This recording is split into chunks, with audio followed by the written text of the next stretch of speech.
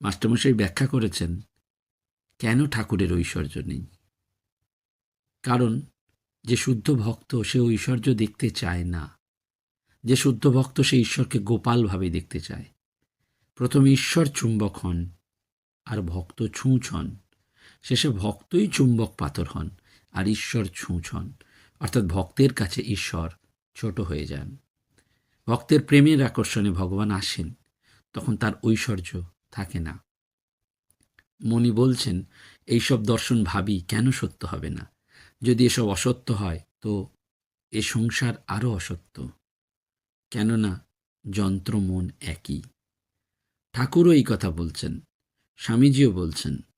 এবং শুদ্ধ মনের ঈশ্বর দর্শনের মিথ্যা বলা নির্বুদ্ধিতা। সেই জন্য বারবার আমাদের মনে রাখতে হয় যে শুদ্ধ ভক্ত সে ঈশ্বরকে ওই গোপালভাবে দেখতে চায়। সে কোনো ঐশ্বর্য নিয়ে, বৈশিষ্ট্য নিয়ে দেখতে চায় না। ভগবানকে যে শুদ্ধভাবে দেখে সে তার কাছে কোনো ঐশ্বর্য চায় না, প্রতিদান চায় না। অর্থাৎ ভালোবাসার কোনো প্রতিদান হয় না, সেটি অহেতুকী ভালোবাসা। কখন সেই মনটি শুদ্ধ হয়? না, যখন মনটি কামনা শূন্য হয়।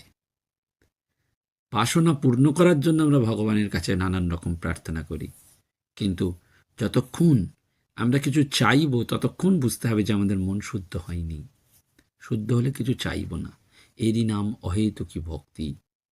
সেরকম ভক্তি কখন হয়? সম্পূর্ণ নিঃস্বার্থ হলে। সম্পূর্ণ নিঃস্বার্থ হলে তবেই